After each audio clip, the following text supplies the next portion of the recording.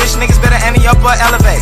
I need 6-figure money, won't have the bucks and hella case. Fuck boy, I been on dummy, shooting hella ops, make them a day. If not him, she kills mama, make him feel his wrath in the hella way. I go shot with his eyes, make him his chest, watch as they swim away. I don't stop shooting till you down in your left breath, and then I skid away. This a hollow tip, and then I skid away. This a hollow tip. Man, what's going on with everybody out there, man? Welcome back to Let's Talk Everything 414 podcast, man. Check it out, man. I am the host. I am the CEO. I am the founder, right, of Let's Talk Everything. And this is the channel where we like to talk, we like to learn, and we like to grow. And on this channel, gang, I got a video, that I have to tap into. Now, y'all know as well as I know, and if you don't know, now you know, because I'm telling you that I really don't dive into these videos about the violence, about who killing who, why they killing what, and where they killing them at. You understand what I'm saying? Because it's not my typical thing, right? I really don't dig it. I don't vibe with it. But this video, is an educational purpose style video because I need one thing to get out there to everybody, gang. One thing, man, we got to start spreading more love, my nigga. We got to start being more, positive with the way we handle problems. For real, because at the end of the day, we only killing each other. Right? Ain't nobody else killing us but us. We kill us more than anything, and that's all we seeing. So this one right here is one of them Chicago videos straight out the city, gang. And it's about how the gangs, the black men in the gangs be, so quick to hurt each other and murder each other. Now, don't ever get it twisted. I understand how, when you lose somebody so dearly in your family or your group, you feel me? It hit hard. You understand what I'm saying? I know how it hit hard. At the end of the day, though, man, it's a better way. It's a million ways, and it's always a positive way to handle things and handle situations. But we finna dive into this video and see what all took place and why it took place and how it happened.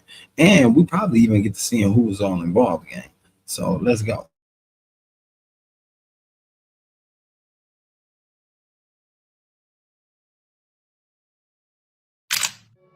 Man, everybody in the city knows Kyro from NLMB. We talking about a straight comedian, funniest dude in Chirac, for real. But don't let that troll side fool you, though. They call him the Joker for a reason. Dude family deep in NoLimit. He was raised to be a factor, a day one outstanding member from the real ones.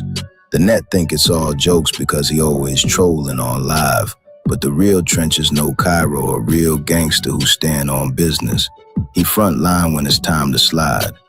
It ain't always about a body count. It's about being a stepper when that pressure hit. And a lot of real members vouch he was putting in work. That's why the low end, THF 46 and 44, rocking with him. He was locked in tight with King Von, and even Dirk respected him.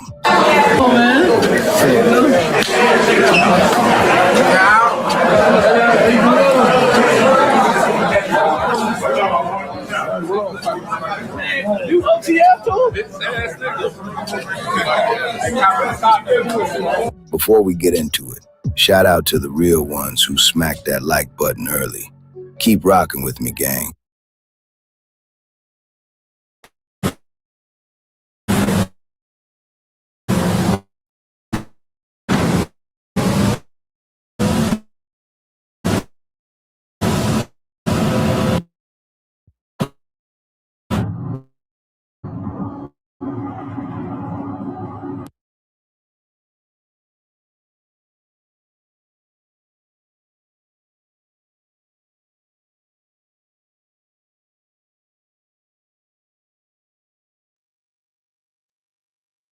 My bad, gang. I let that damn video, that a short play too damn long. You heard me. Anyway, let's go. Let's dive back into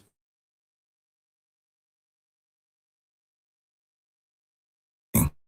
You locked in with Hood Edition, and today we deep diving into the story of NoLimit Kyro. To understand Kyro, you gotta look at the roots. His government name, Kyron Dameron, born June 5th, 1995. He started out on the low end, living right in the 44th and 45th projects, 4414 on Cottage Grove. But back in '98, the city started knocking those projects down. With the buildings coming down, his family moved straight to the east side when he was just a 3-year-old baby. They landed deep in the trenches, 79th and Essex, Terrortown. The Damron family name runs heavy out there, but it was his uncle J-Dot who gave him that Kyro nickname when he was just a shorty, and he ran with it till this day. J-Dot was a real deal NoLimit OG, a rapper too. Even Herbo stamped him on. I always wondered where he got that name from. You know, I always wondered that, like, damn, where did that name exactly come from? You understand what I'm saying? Like that's a decent name too. Like, definitely if he was a rapper, you know what I'm saying, an artist, it sounded like that artist would be spitting that fire, like literally. Like, real.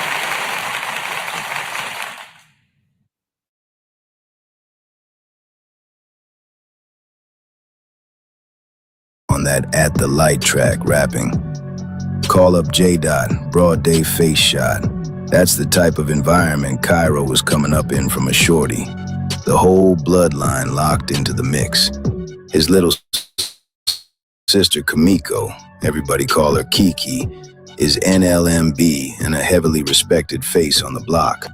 Then you got his little brother, Noodles. Now Noodles is Drill City, but he claimed NLMB heavy. Dude is literally 5'2". The trenches called him the Midget Assassin, cause dude was a real problem. He was bar none the original EBK, but that lifestyle caught up to him. He's locked up right now for an attempt after allegedly walking up on somebody outside a skating rink and shooting him in the leg. Dude ended up needing his leg amputated, and the state hit Noodles with 26 years for it. It's called Terror Town, which may sound like something out of a movie, but it's a reality in one Southside neighborhood. To really get it, you gotta look at Terrortown before the name NoLimit even came about. We talking a massive black pea stone stronghold, running from 75th down to 79th, started by the OGs from 30 and 40 up. Kyro was born right into it, stone to the bone. He jumped off the porch extra early into this mix. He was just a kid, like 8 or 9 years old, already smoking and drinking. The older guys messed him up in the head early. By the time Kyro and his homies were just 12 or 13, the end.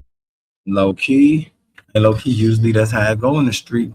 Usually that's how it is in the street. When you young as a shorty gang, you gonna come up early. You gonna be, you feel me? Like a lot of us, we grew up early like that, you know, so I can understand, you know, the demographics of what these young kids had, you know, experienced.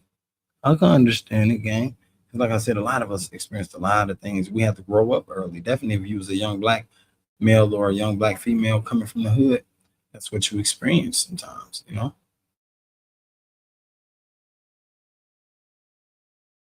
MB OGs were already deep in a war, showing the shorties the ropes. At first, when shootouts happened, the shorties weren't the main targets, but bullets was flying right past them. After getting shot at a couple of times, the energy and chase the action, just regular street shit. He grew up like that, always the shorty hanging around older people with only 1 or 2 friends his own age, while the rest of his circle was already deep in the field. The NoLimit movement itself was created by 2 OGs, G Gill and G Bull. When the break between NoLimit and the rest of Terrortown happened, they was on 2 totally different pages. G Gill fully embraced that EBK, Die 5 wave, and made sure all the shorties under him did too. He was the big homie for Herb, Kyro, Mineski, Jock, and that side of NoLimit. G Bull did not rock like that. He was related to Eugene Hairston, who founded the Black Pea Stones with Jeff Ford. G Bull made sure his shorties knew that even if they beefed with 100 other Stone sets, they were still stoned to the bone. He was the big homie for Bibby, Sean, George, Newski, and that other side of NoLimit. So that created 2 separate crowds that never fully clicked. And that boss gang name, that name only goes for the NoLimits who came up under G Bull. And that Drench gang name is for the shorties who came up under G Gill. Basically, Bibby Nem was groomed to chase money, while Herb's crew was taught chasing hats. G-Bull was a real one, passing away back in the late 90s. And G. Gill was a real factor. He's the father of EBK Ricky from NLMB and Lil Nas from Shorty Mob. He got locked up early in 2013, handed a 20-year sentence in the feds because he didn't squeal. Herb even stamped that loyalty on 100 Days, 100 Nights, rapping, "Free T Slick, free Lil Bruce, free G Gill cause he ain't tell. Took 20 years with no fear, then like 4 years get no mail." He's one of the most high-ranking Black P Stone members in Chicago gang history. And after sitting down for 13 straight years on that sentence, he is officially fresh out and touched down back on the bricks just this week. So the friction you see popping off today ain't random groups of friends beefing. It's two different sides of the hood that have been on two different paths. Hey, I knew it was gonna pop back on, but that's different. He fresh out, you feel me? Shout out to G Gill, he and Till. You understand what I'm saying? That like he said, all the shorties was following the trend of these OGs, and I think that back in the day, if a lot of OGs knew better, you know, they probably wouldn't be doing what they was doing. Or if they knew they could, you know, sit down and have a conversation with a motherfucker, they probably would. As y'all can see, J-Man, he doing his thing, you feel me, trying to push peace and all that extra stuff. I like that. I actually love it. Because ain't nobody else doing it. You know what I'm saying? Ain't nobody else trying that shit. And that right there, we got to get J-Man his flowers.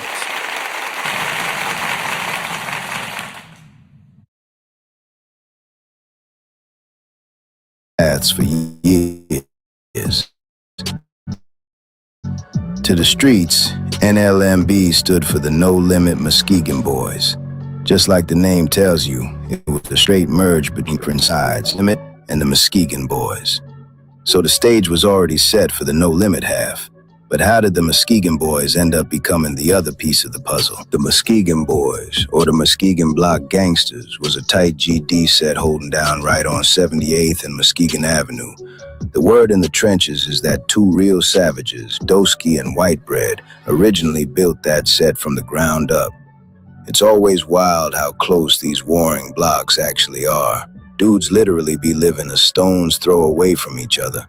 The Muskegon Boys' territory was sitting right next to Terratown, but it was also right on the border of Lakeside.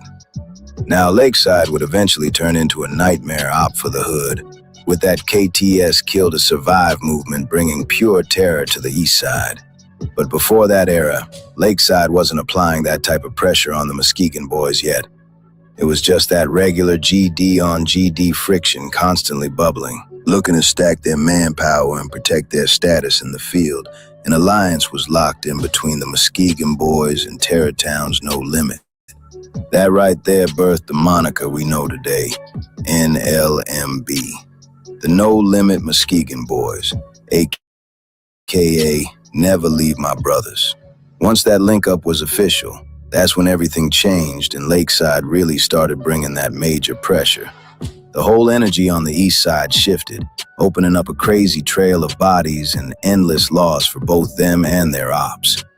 And NLMB wasn't going to sit around following the old school rules of the P-Stone Nation. The way the shorties saw it, this was their town, their block, and they were the ones frontline standing on business and keeping the legacy alive. Because of that, the new generation stopped calling the block Terratown and completely fell back from the old Black P-Stone Nation structure. They wanted full credit for the work they was putting in on the daily, and they wanted to stand on their own 2 feet under their own name. So that's exactly how they ran it. When the structure completely fell apart, with the OGs either getting murked or swept by the feds, the shorties had no choice but to step up. Chirac was a straight war zone, and the ops were instantly trying to move in and claim the territory. If the young generation didn't step up, NLMB would have been wiped off the map. Dudes was only 15, 16 years old taking their block That's crazy, gang. You know, that's crazy. That the young dudes have to be that young and like try to fight to say the name of, you know, the gang. To say the name of the gang. And you know what's crazier is when they get to the age of where they at now, then they start recognizing like, damn, we was young, we was drilling and killing and shit. All that shit was inbeneficial. It really didn't serve a purpose. You understand what I'm saying? Like, I mean, it served a purpose for that moment. And what I mean by for that moment is it only was satisfactory because they felt like the person that caused them pain has felt the same pain that they caused, which was sad, you know, in the same sense because we only killing each other.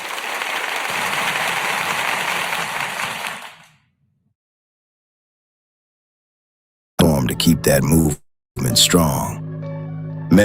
Members of the same age, maybe 2 or 3 years apart, naturally clicked up and started getting active.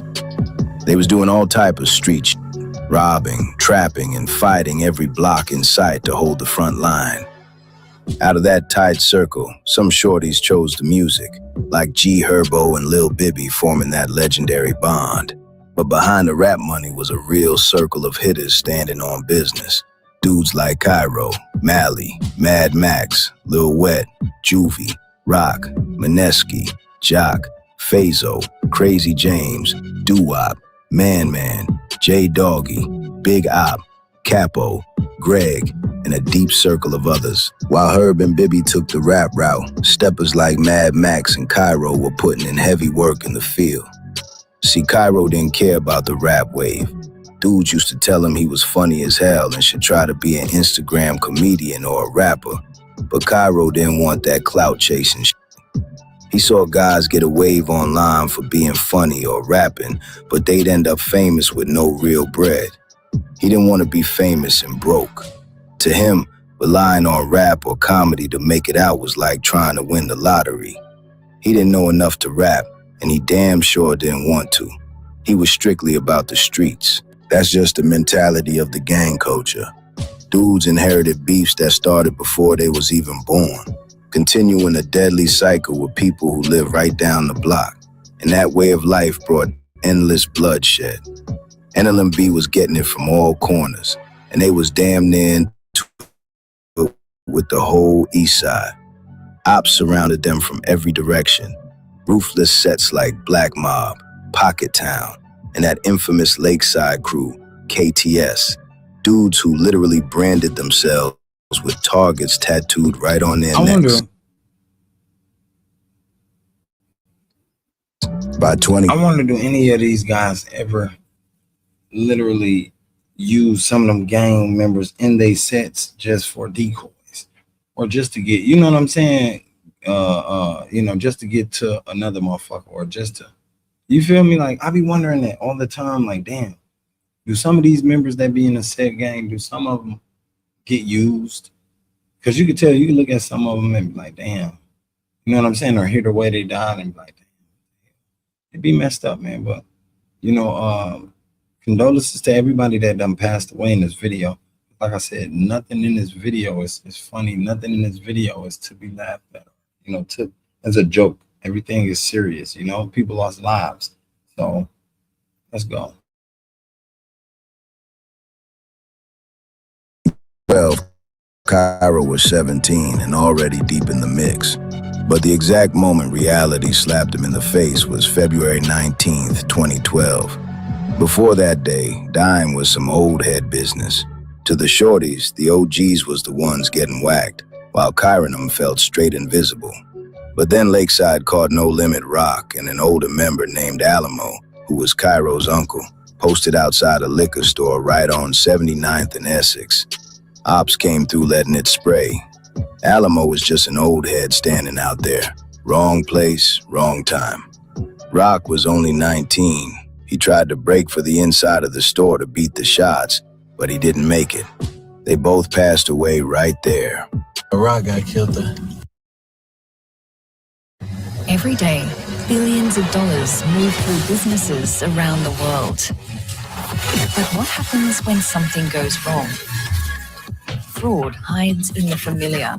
Emails, invoices, names you trust. But what if your system could see beyond what you see? Actual sees what others miss, cross-checking every detail. I don't want to stand in front of that bitch. Then we get to looking like we doing some weird. So this store right here, you said Rock got killed right there? Yeah, Rock and Alamo. My uncle Alamo too. That loss woke the whole block up. Kyro was 17, looking at a close homie from his exact circle. Someone his own age, gone in a flash. It felt fake as hell. It shocked his whole system because it proved nobody was safe. Even the shorties could get taken out of the play. That hit right there birthed Rock Block, and it pushed Kyro all the way off the porch with nothing but war on his mind. Later that same year, 2012, Kyro and Kobe was hanging with a few of the NLMB guys, just kicking it on the block when they ended up inside the McDonald's on 79th. At that exact moment, 3 killers from the other side was on their feet, lurking deep in NoLimit territory, trying to catch an op lacking. It was KTS Vaughn, KTS Dre, and Posto. KTS hated NoLimit with a passion. Vaughn and Dre followed right in the footsteps of their pops, Vinny. They were savages. Now, I remember this video. I remember it, like yesterday. I don't condone nothing like that. Because like I said, life ain't about that. I mean, I know back then it was. Don't get it twisted, we are from the streets. But it's a little different from what everybody else was, living like maybe. The hat catching, damn, that's crazy. I mean, don't get it twisted. If you got to protect yourself, you definitely gonna protect your motherfucking self. You better. That's good. But at the end of the day, I feel like, man, that lifestyle right there, gang, you got to pay for everything you did and do. You know what I'm saying? Everything you do in this lifestyle, you're going to pay for it in another form or fashion. Don't ever get that twisted. But we're going to keep going.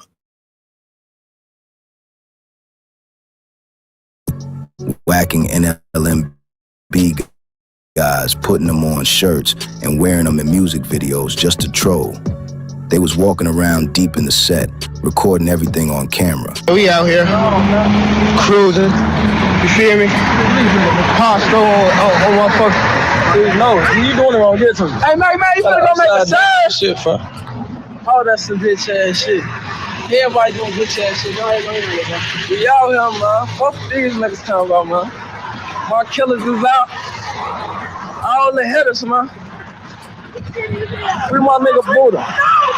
Free my nigga Buddha, man. You hear me? Real shit, man.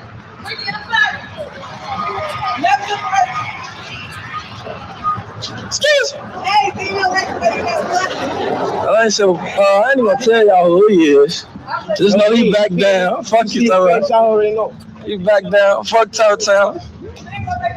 Fuck them niggas, so what the fuck is y'all on, though? I ain't worried about them hoe ass niggas. They size niggas up, though. Niggas gonna go Gotti end up rock. Fuck you. Oh, man. They was walking around deep in the set, recording everything on camera. So they spotted Kyro and them shorties inside the McDonald's and instantly pushed up on them. He said they going in McDonald's. What happened?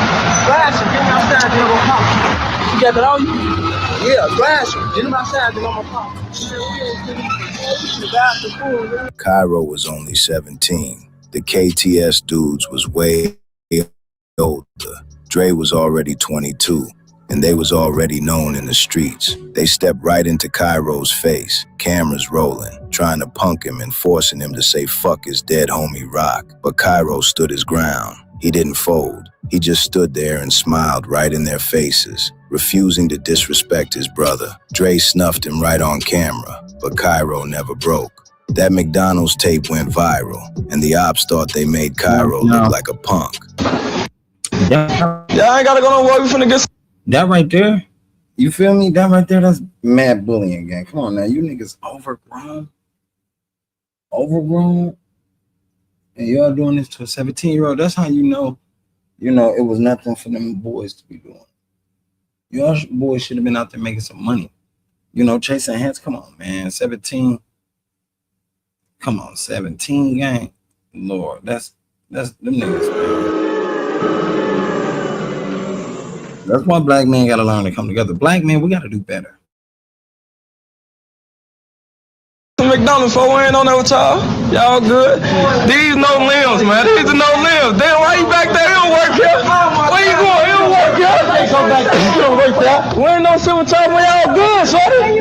Shorty, y'all good. We finna get some McDonald's. Say fuck rock, man. Right now. Say fuck rock, shorty. Say fuck rock. What? Say it. Hey, ain't no I zipping it up, shorty. Say fuck rock. Shorty, say fucking phrase. We know, like that, man. I wanted some Mickey D's, bro. Do what y'all gonna do, man. Let's go. Hey, man, cut those. Hey, KTS, man. Cut those, KTS. We KTS. What KTS didn't realize was that they underestimated the shorties. Minutes later, the energy changed real fast. NoLimit stepped outside that McDonald's and came right back blowing. It was a straight bang out. Kyro and them started blasting, sending the KTS members running. Posto ended up getting shot in the arm while they was fleeing. Look at how the story ended. Kyro took that situation, flipped it, and turned the Joker all the way up. Today, every single KTS member in that video is dead, and Kyro is the one still standing, getting the last laugh. He came out the ultimate winner. We out here, man. One nigga's reckless, man. Hey, shout out to the Petos, man. Let's go free. All right, be cool, dumb down. Slow down. Dumb down. You gotta be cool, man. Gotta get back to the hood, man.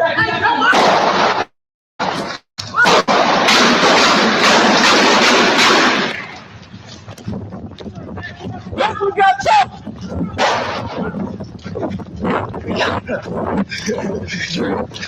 August 10th, 2013. It's 4 a.m. in the morning. The trenches are usually quiet at that hour, but right on the block, the guys was just chilling. Kyro, G Herbo, Kobe, and a few of the NLMB members was all grouped up under the streetlights, laughing and shooting dice. Completely cool. The game finally wrapped up and the guys started breaking apart to head to the crib. The homies told Kobe to hop in the car, but he chose to walk it out through Terrortown instead. He didn't even make it far. Walking right past that same notorious McDonald's on 79th, the mood changed instantly. An op whip silent slid up, caught Kobe completely lacking, and shots started tearing through the night. The word on the street is one of the hitters even hopped out, stood right over Kobe, and kept shooting while he was down. How far can your apps go? Meet Base 44. Man, shit start taking a toll, man. That shit's sad, man. You understand what I'm saying? Like, it gets scary out there in them streets, definitely when you gang bang.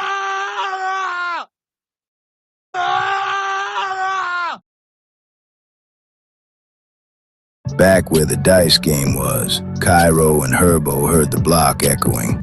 Kyro jumped straight up. That's Kobe. Dudes didn't even think twice. They grabbed their pipes, scrambled to the car, and went flying toward the McDonald's, ready to blow back. But the shooters was already gone, ghost in the night. They left Kobe right there on 79th under a white sheet. Kobe was a very beloved member, and losing him was a major loss for NLMB. G Herbo later talked about that exact moment on his track Sacrifice. It was like 4 a.m. on the morning of August 10th. We was on the block shooting dice. Yeah, that was when Kobe went. I ain't never know you walked off for those shots was lit. Kyro called your name out. He was on top of it. You already know how we rockin', bitch. Still on top of shit. Ziplock and shit. Fifth shot, he hit. If this rock, we diddy. I ain't trying to talk, we with it. Kyro wasn't just standing alone either.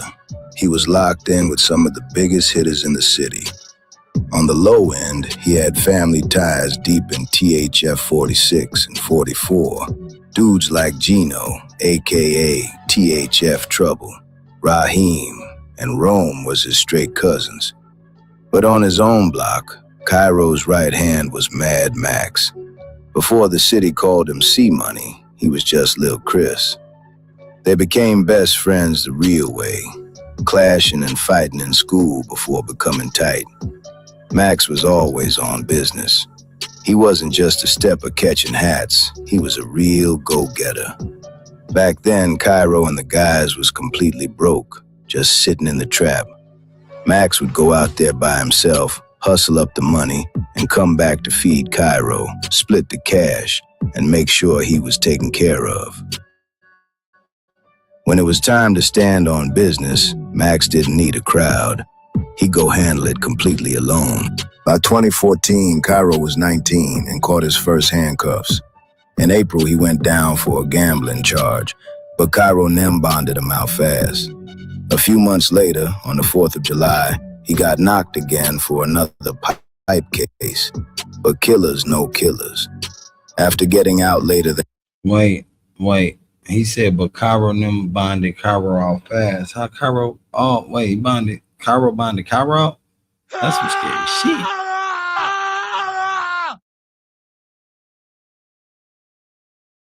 that year, Kyro linked up with King Von. They clicked instantly and became real homies. Kyro even shared a memory about Von, talking about the time Von came to pick up Lil Scud from his crib. Kyro looked out the window, and Von was standing right outside the car, playing with his gun, pointing it straight at the window, yelling, "On BD, I got aim too." December 17, 2014. The streets was already hot, but they was about to get colder. Archie from FYB and Gyro City was chilling inside a white Audi Q7 with Kobe right on 79th and Clyde. Out of nowhere, shots rang out. Kobe managed to survive the hits, but Archie was caught completely lacking. He ended up face down on the concrete right next to the truck. When FYBJ Main got the call that night, it messed him up. He instantly loaded up a Dive 40 with a beam and went sliding down 79th looking for blood while dropping heavy disses online. The word on the street was that NLMB did that work. Specifically, the rumors heavily alleged that Kyro and Little Pat, aka Project Pat, stood on that business, potentially marking the first time Kyro allegedly caught a hat. But these are just street rumors. Nothing was ever confirmed. Moving into 2015, 12 was already deep into Kyro's background, just waiting for a reason to lock him up. On March 25th, 2015, they got exactly what they wanted.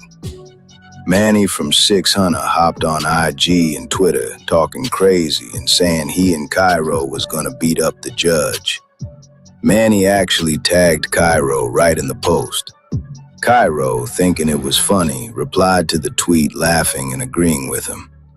What they didn't know was that the investigators was already lurking on their social media pages, building a case. They picked up both Manny and Kyro for threatening a public official. Kyro wasn't happy about how it went down, joking later that Manny basically snitched on him just by tagging him in the tweet. That situation kicked off a long stretch in the county that would keep Kyro locked down all the way until 2017. Kyro was already 4 months deep into that jail stretch when the walls really started closing in on him. June 23rd, 2015. At 2:05 p.m. on the 75th and Ellis, KTS Von's clock finally ran out. Word is Von was geeked up when an op whip silence slid up in a broad daylight drive-by. Shots tore through the afternoon air, hitting the 21-year-old multiple times. Devin Davis was pronounced dead right there on the pavement. Kyro was still sitting in the county when the news hit, but the streets heavily alleged this was. And that's why, that's why I said it don't pay to be in no drama, gang. It don't pay to be in drama or burning bridges out here with niggas or just making music. Like, it don't. What is you niggas doing it for, gang?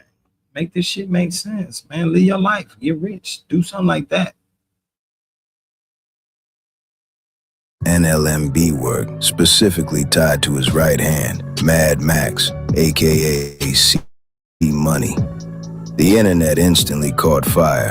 KTS Vaughn's Instagram handle had always been Big Cutthroat to Smoker. And right after the hit, Mad Max flipped his own IG bio to Big No Limit to Smoker. Minutes later, NLMB Chopper hopped online posting, "Check the news. Somebody went to sleep for Kobe. July 11th, 2015. The Opps was putting crazy pressure on the set. Capo, NLMB standout and GBE legend, was posted up on the block when a car silent slid up and let it spray. The word on the streets is MTGO79 allegedly did that work. Cap was only 22 when he passed away. To make it even more wicked, 20 minutes later, the shooters crashed their whip into a stroller, killing a 1-year-old baby boy. Inside the cell, Kyro called his mama, completely. No, now that's deep, gang. I don't know what, like, that's why I said, like, God damn, the karma come on, gang. That don't make sense. That don't make sense.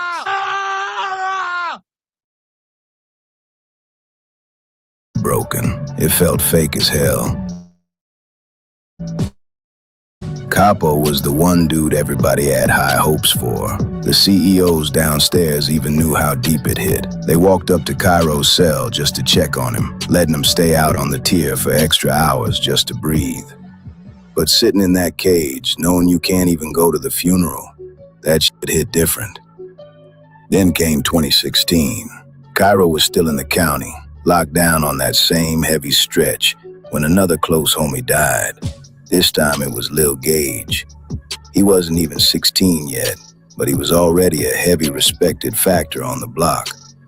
Gage and another shorty caught a target lacking, opened the car door and yelled, "This is a robbery." Gage put the pipe right to the dude's neck, digging in his pockets, but the driver pulled his own iron and stood on business. Gage was hit multiple times, passing away right there. The state called it self-defense, and Gage... You see, that's a gamble right there that you play with your life. You know, and at one point in time, I remember, you know, I used to play the same gamble. My life, man, I had to slow the fuck down. Like, hold on, what the fuck am I doing? That's what I mean by chasing paper. For no reason. Like, look, if you start recognizing you can magnetize everything you want in life, you think you're gonna be doing the same shit? Hell no, you got like fucked up.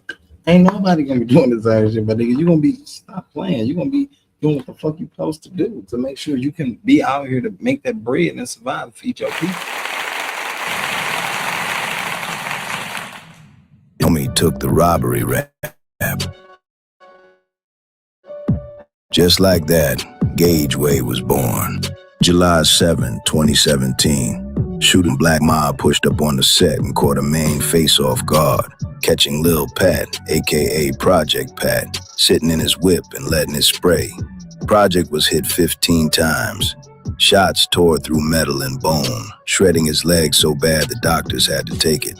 But Project didn't die. G Herbo hopped on the track to stamp it rapping. Project still 10 toes, bitch, and only got one leg. Bibby was in his feelings too, hopping on the track later to talk about that hospital room. I saw Project on that bed. My little cuz lost his leg. I was chilling when I got that call. My cuz was out that bed. After all them tears I shed, got a gangsta out here praying.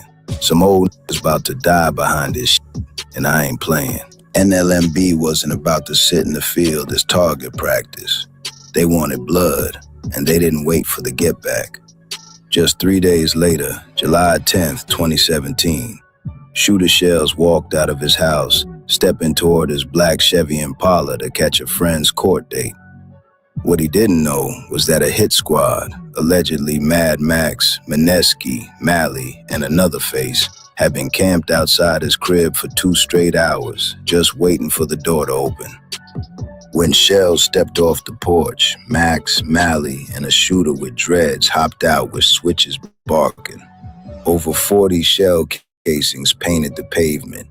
They didn't just hit him, they stood directly over him, taking turns drilling shots straight into his head until half his face was gone.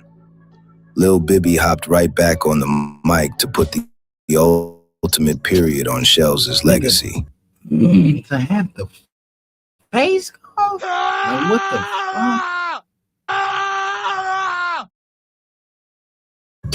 Back and forth sneak dissing. I won't do it cause that's not me. The last nigga dissed the gang, his brains was all sloppy. September 20th, 18. The block caught its biggest loss. Mad Max, NLMB's main shooter, the guy who first gave Kyro the confidence to slide on the Opps, died from his injuries. Max spent a whole month fighting for his life in a hospital bed after getting shot up, but his time ran out.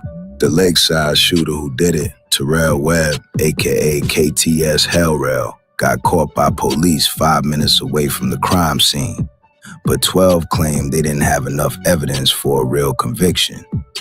They dropped the first-degree murder charge down to manslaughter. After doing a short 2.5-year sentence, Hellrail walked right back onto the streets. Kyro lost his closest homie, and the killer was already back home breathing free air. With Max gone, the neighborhood turned straight to revenge. Between late 2018 and 2019, a new group of shorties and shooters came together under NoLimit, Drench Gang.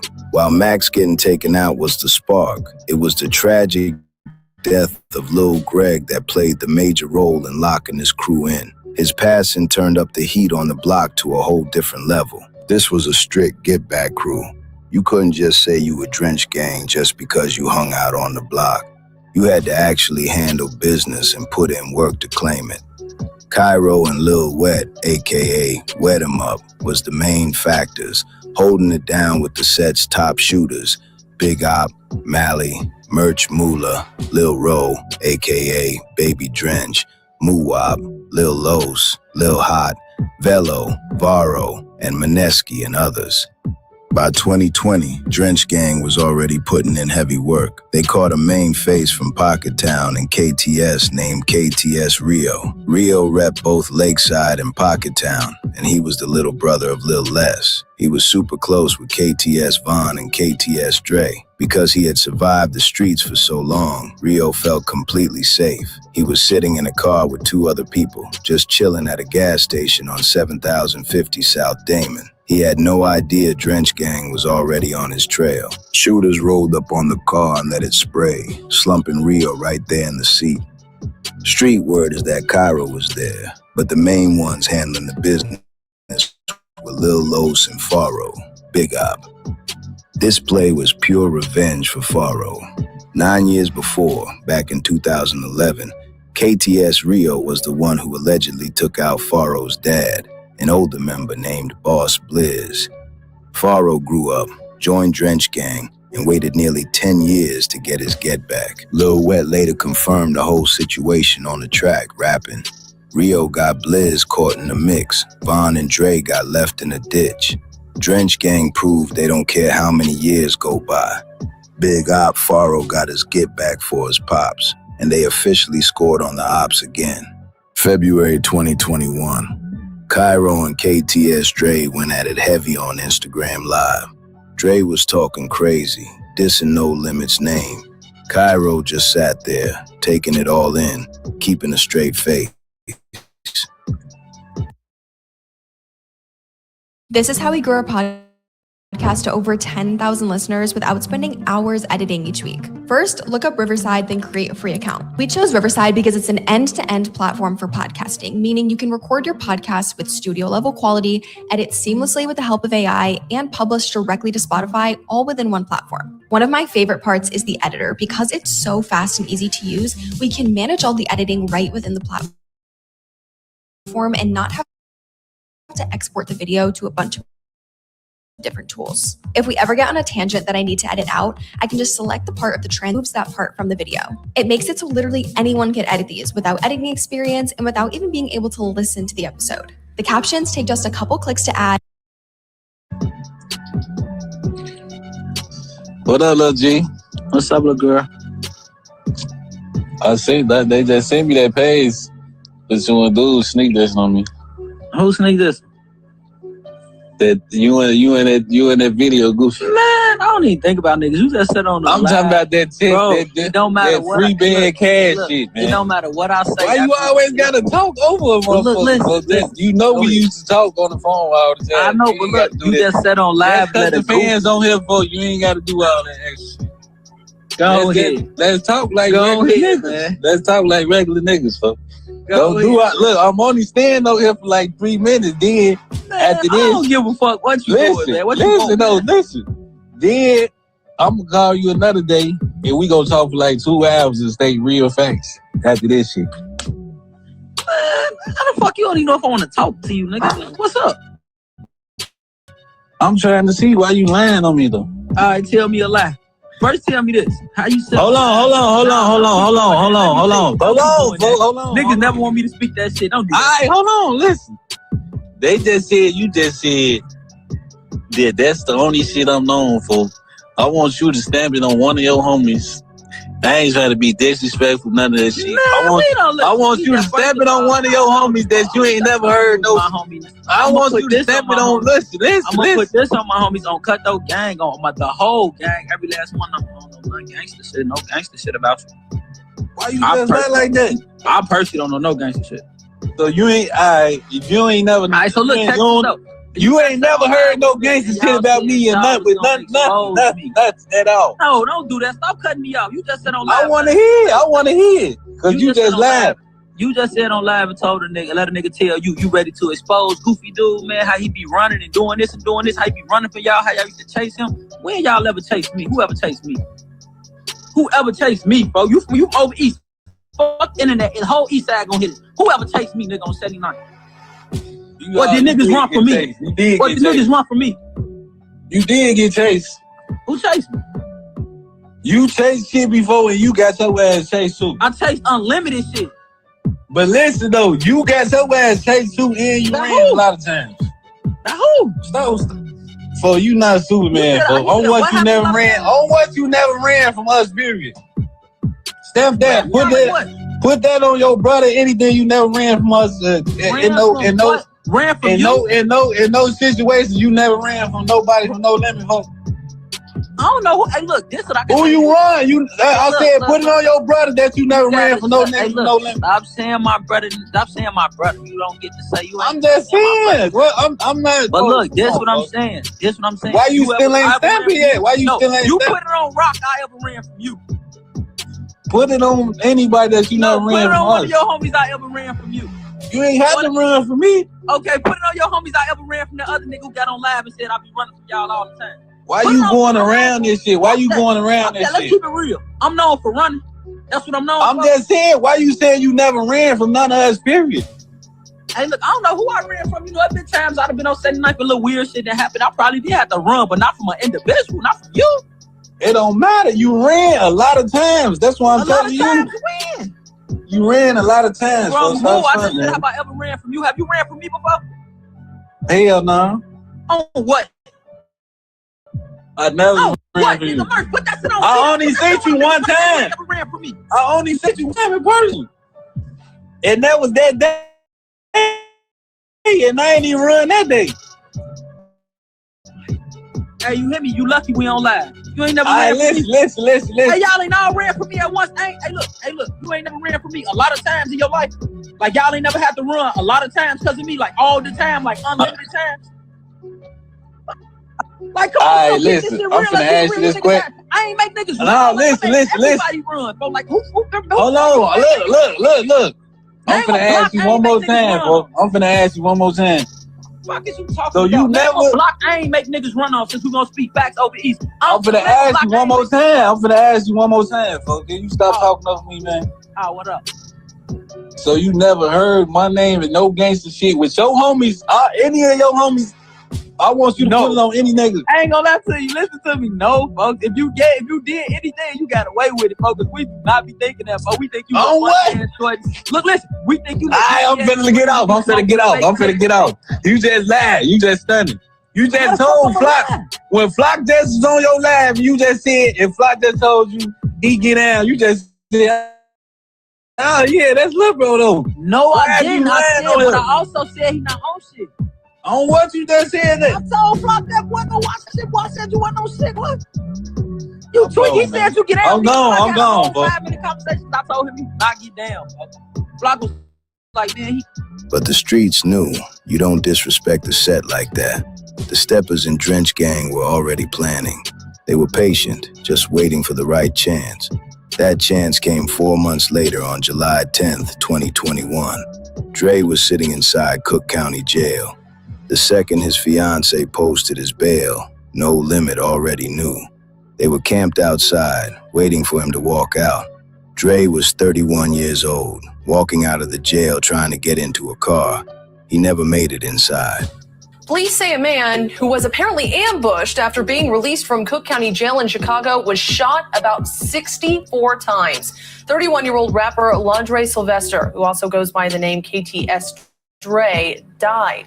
A police report says he had just been released after being fitted for electronic monitoring and was walking to a waiting vehicle when several people got out of two vehicles and started shooting.